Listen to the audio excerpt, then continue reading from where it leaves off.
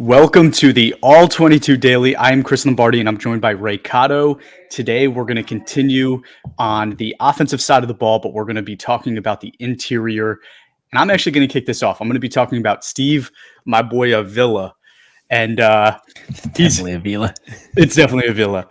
But I got to do the hands. But interior offensive line is really a position that I don't think we've seen an elite prospect in the 4 years that we've been doing this.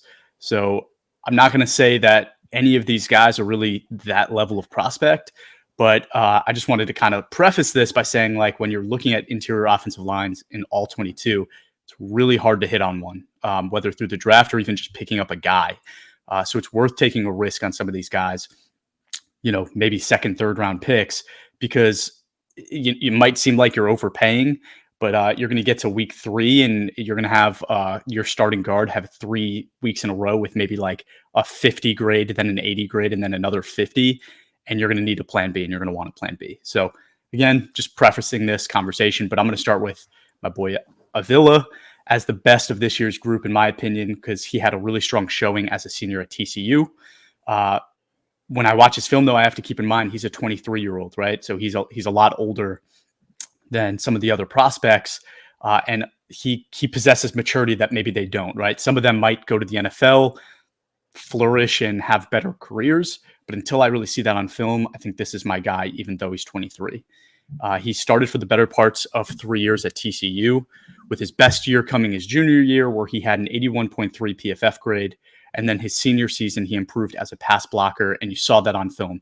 He's got great feet, wide base. He never stops chopping his feet, and that gives him great leverage. So of the prospects from this class that I've watched, he's also the first one that I've seen that knows how to use his hands and his length and his arm length to the best of his ability. He has a powerful latch. He's able to keep defenders engaged and away from his chest, right? Something that a lot of younger guys fail to do. And what I mean by saying to the best of his ability, though, is he achieved an 83.6 pass blocking grade this senior season, but he had a very mediocre combine performance. So basically, he's a very average athlete that has the maturity to make up for his lack of athleticism. But yeah, 6'3", 332 pounds, 33-inch arms. And again, his combine performance was mediocre. He averaged out about 50 percentile for almost everything he did. And again, it's just a really difficult position. So you look at a guy like Avila, and you got to think that, he might be a guy to take a risk on. Yeah, he was interesting to me because the size is not average, right? The size is well above average, given 330 pounds. You expect a dominant or a powerful player, and I don't think he played up to that consistently, right?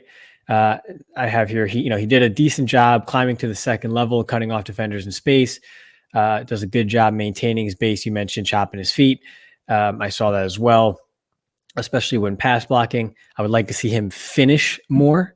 Looks good pulling, has very good awareness, is a very aware player. I have a note here that their offensive line as a whole just looked well coached. But my question was, where is the violence? I wasn't seeing the violence from Avila's game, right? And I think he will be a starter for a long time because he does have that awareness. He is a good puller. So he's likely going to grade very well because he's just an aware player that has some decent mobility, right? Nothing spectacular, but good enough when it comes to that. But I don't see a next level sort of upper tier player because I see him lacking some of that play strength. And I think that kind of showed itself against Mazi Smith at Michigan.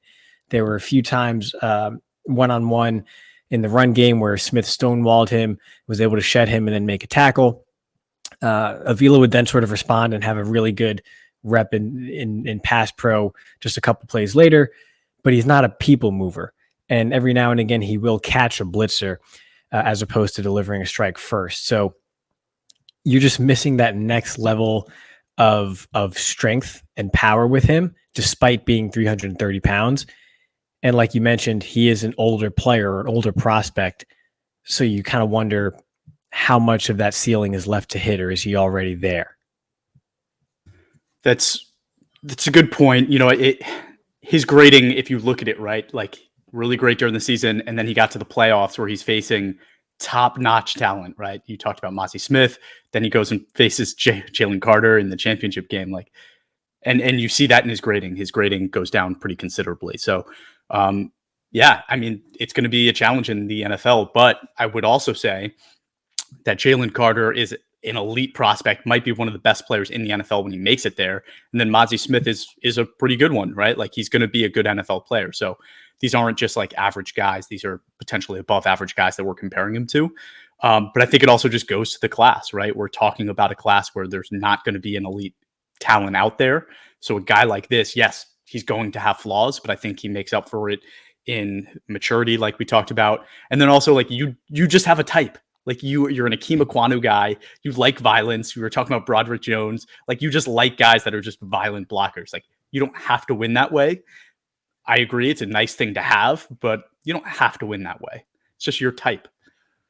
Yeah, sure. I guess I like violence. I mean, yeah, I guess. I mean, you see us, right? We played, I mentioned yesterday, we played defense. We played in the secondary, and it wasn't because we could hit people really hard. So I guess if I was 330 pounds in a different life, I would love actually being violent with people instead of just trying to survive in certain situations. And maybe other offensive linemen just don't see it that way. I don't know. Right. Tell us about the guy you picked. All right. So Cyrus Torrence, I think people are going to start to get exhausted with me, and we may need to start talking about the defensive prospects here pretty soon because I feel like it could be exhausting going through this. So Cyrus Torrence, another one with plus size, if you will. He is 6'5" at 3/8, 330 pounds, super long wingspan, like 6'11", just under 7 foot wingspan, actually, just under 34-inch arms, 11 and a quarter inch hands, which are huge. And then his actual athletic tested numbers, about average, which if you have a big 330 pounder, that's fine, right? So the physical profile and athletic makeup is there.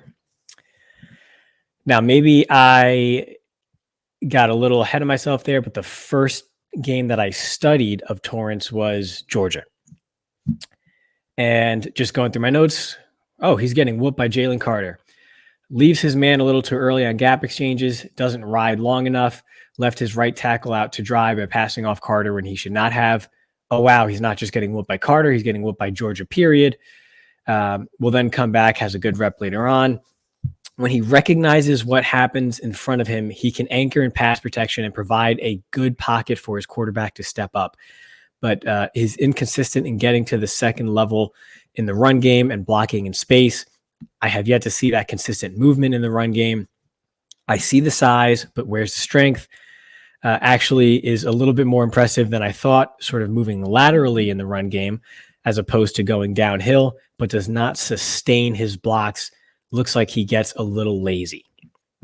The Georgia game as a whole, he was just fighting for his life, basically. And I get it, it's Georgia, but you're about to face professionals here every week too. So, and then I also studied Utah, Tennessee, and he just looked out of his stance. He just looked a little slow in pass protection at times.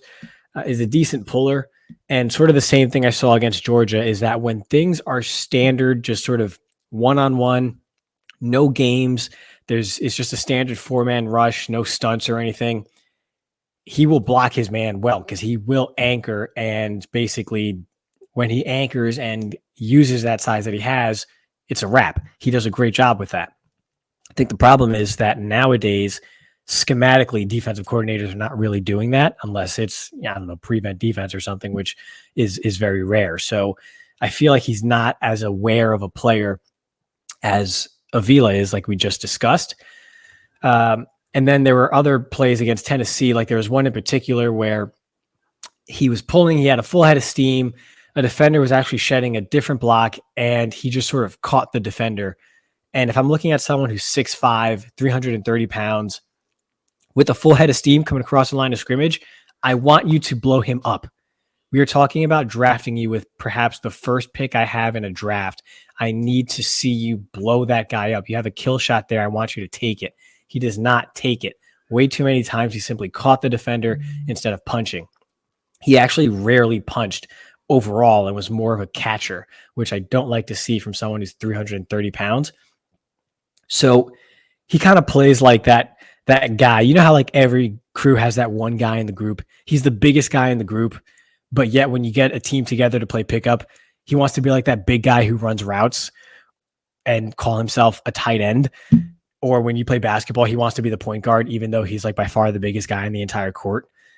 That's Torrence to me. He plays like he wants to be like a finesse athlete type, but he's the biggest guy on the field and he's not living up to it. And we're talking about another prospect who's 23 years old, who will turn 24 before the next Super Bowl. I need to see you overwhelm some other players who are 19 and 20 years old that are smaller than you, and you're not doing it. I see a finesse player who is inconsistent overall, and that just scares the hell out of me. I was waiting for you to say it, right? Because all I see is these mock drafts that have Torrence going in the first round, right? He's probably the only interior guy that I see consistently mocked in the first round. And when I first started seeing it, and after I watched the film, I couldn't really understand why, right? And then I said to myself, okay, my boy Avila's 23 years old. Maybe Torrence is 20, right? Like maybe he's coming out young, and that's why they're like, oh, he has all this hidden potential. That's not the case. Like it is apples to apples. Like you were comparing apples to apples guys. And I don't understand why people are in love with him. Yes, the height, weight, but to me, if I see 6'5", 330 something, and he's not playing tackle, that's off the bat, a reason for me to scratch my head, right? Like, why is this guy not playing tackle? He has tackle size. Why is he not playing tackle? I had a lot of the same notes you did as well, right? So ideal height, weight. He's a strong dude. He moves well, but when he's there, right, in pass protection, his feet get really heavy and he loses his form. He doesn't use his lower body as much as he should. He loses leverage. And then my last note, like you said, he is not physical. He's not a physical dude, right? When you're talking about a 23-year-old going after 19-year-olds, he should be destroying them at his size, right? And he's just not doing that. So I don't really know how to do this, right? Like we talked about it yesterday. We finished our podcast yesterday and we said, you know what, like it's brutal having to talk about prospects like this that we don't really believe in.